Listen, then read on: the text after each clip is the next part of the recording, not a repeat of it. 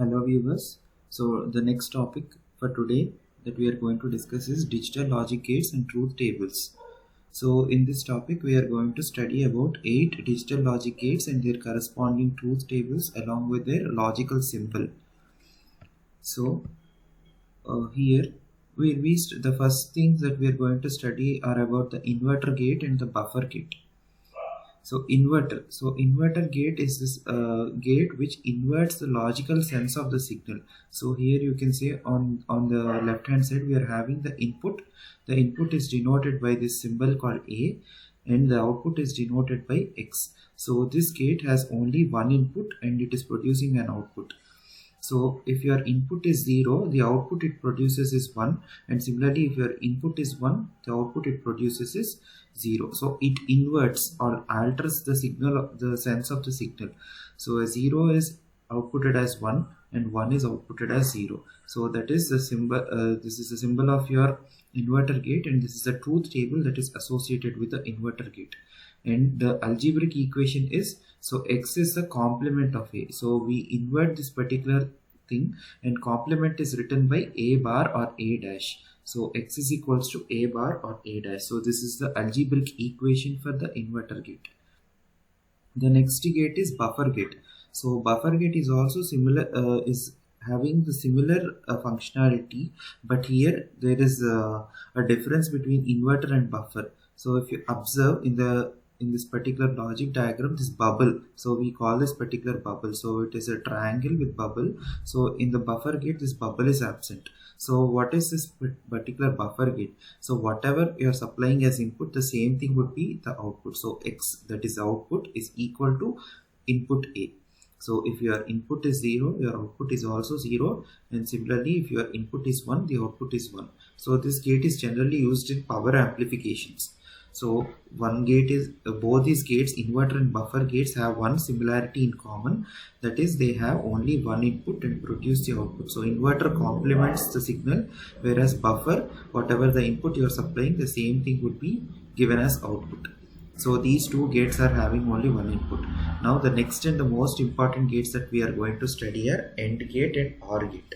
So AND gate has this particular logic symbol. So you observe that AND gate and OR gate are accepting multiple inputs. So in this example, there are two inputs, that is A and B. So A and B are the inputs that they are specifying, and X as usual is the output. So what is the algebraic equation for the AND gate? So output X is the product, that is A dot B, or simply you can just denote it as AB with that is the absence of operator denotes by default it is an AND operation. So how this particular AND operation is being accomplished? So if you are taking this particular A and B to be the bits, so if you can arrange these two particular bits in 4 combinations.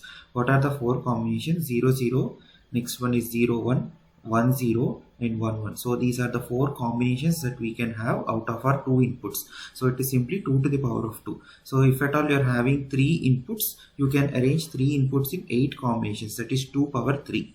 If you are having 4 inputs, you can arrange them in 16 different combinations in binary.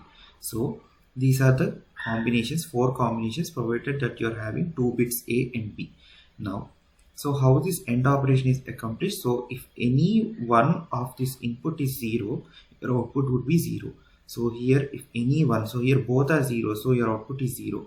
So here any one, so here A is 0, so that is why your output is 0. In the third case, B is 0, so that is why your output is 0. And in the final case, when both the inputs are 1, your output is 1. So in general, we can say that if any of the n inputs are 0, or any combination, if at least one is 0, obviously your output would be 0. So in order to for this AND gate to produce a 1 in the output, all the inputs must be 1. So that is accomplished in the last case where both the inputs are equal to 1. Next, the OR gate. OR gate has this graphical symbol where OR gate is denoted by this algebraic combination X is equals to A or B. So this one shouldn't be read as plus, it is A logical OR with B, right? So this is the logical symbol for that particular OR operation.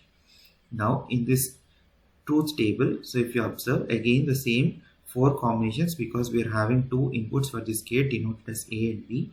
So here if at least one input is 1, if at least one input is 1, then the output would be 1. So in the first case, we are having 0, 0 as the combination. So the output is 0. If it is 0, 1 combination, since one of the inputs is 1, your output would be 1. Here also in the third case, one of the input, that is A, is 1, that is why the output X is producing 1. Now when both are equals to 1, obviously it would be 1. So just try to understand the difference between these two. If any one is 0 in the AND case, the output would be 0. If any one of the inputs is 1, the output would be 1 in this case. So that is the difference between these two. And make a note of these logical graphical symbols and the algebraic equations. So algebraic equation would for the AND gate is A dot B, or simply without the absence of without the operator, simply you can write it as AB. So this implies that this is an AND gate, and this one is X is equals to A logical OR with B. Now, so this is one thing. Now the next thing is the complement of these. So the complement of these things is NAND and NOR. So NAND is the complement of, and in fact this particular N stands for not AND. So this should be ideally not AND, and this is also not OR. So if you're complementing the AND gate, we produce a NAND operation. Similarly, if you complement the OR gate, we produce a NOR gate. So you can see from the graphical symbols also, graphical symbol of AND is simply like this. If you are attaching a bubble at the output side, so bubble stands for the inverting. So if you are attaching a bubble here, it means that you are complementing the AND gate. So you see this particular equation, X is equals to AB whole complement. So you are ending this particular A and B, and then you are complementing this one. So this is denoted as X is equals to AB bar, which means that it is getting complemented. So even the truth table also is the same thing. So AND gate, after that AND gate, you need to complement. So if you contradict this particular thing, just compare with this particular thing. So in the first 3 combinations, it is 0. Now if you are complementing this one, in the first 3 combinations it should become 1, and in the last case it should become 0. So that is your NAND operation. So if you observe here, you can just see 1 1 1 followed by a 0 as per this combination. Now the next one is NOR gate, so which means OR it and then complement it. So the graphical symbol is having this bubble at the output side, and the algebraic equation is A or B bar, A or B whole bar, which means that you are doing a logical OR operation and then complementing it.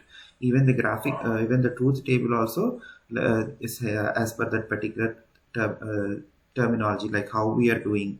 So the first thing is 0 or 0. 0 or 0 normally in OR operation produces 0. So you need to complement it. So it will become 1.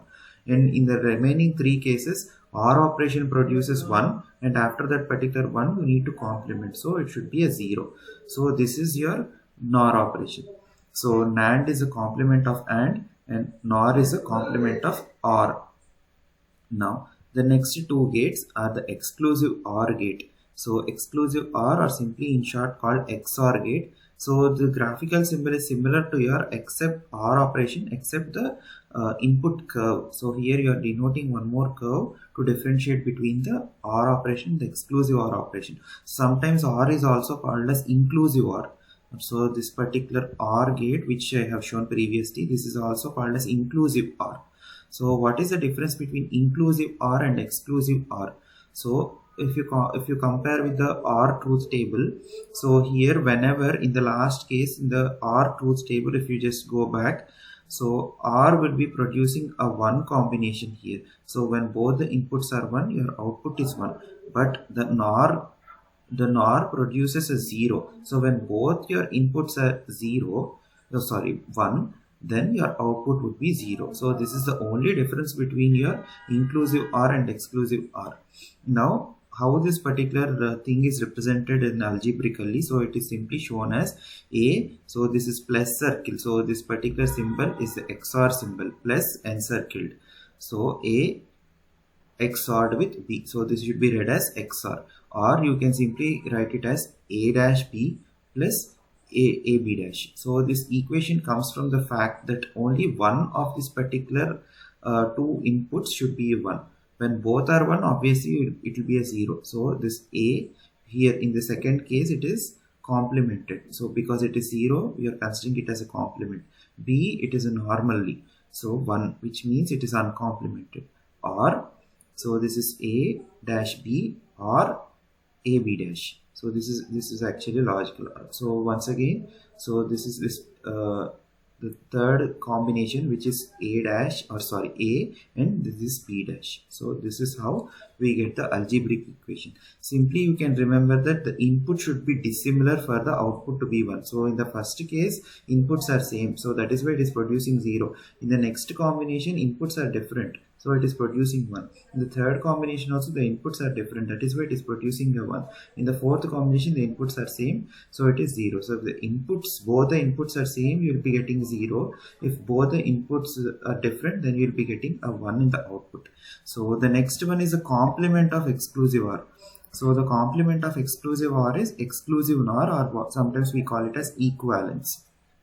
So since this is a complement at the output side, as I told you previously, there should be a bubble. So the graphical symbol has an extra bubble to denote that complement. So XNOR or equivalence is a complement of XOR. And you can observe the same thing from the graphical equation also. It is A XORed with B whole bar, which means that A XOR B, then you complement this one. So if you complement, what happens? So this particular output will become like this. So if you just observe this, when your both inputs are same, so just observe, so when both inputs are same, the output is 1. So this happens in the first combination. When both inputs are 0 0, the output is 1, and similarly if both the inputs are 1 1, your output is 1. So this is called as equivalent. So it means that when your both inputs are same, you'll be producing a 1 on the output. If both inputs are dissimilar, that is in the second and third combinations, you'll be producing a 0. So that is why this is denoted as, so the first combination is A dash B dash, and the last combination is AB. So you are writing the logical equation or the algebraic equation as A dash B dash or AB. So this is your logical algebraic equation for your exclusive NOR, which is the complement of XOR. So these are the 8 gates that are most important in the digital circuit design.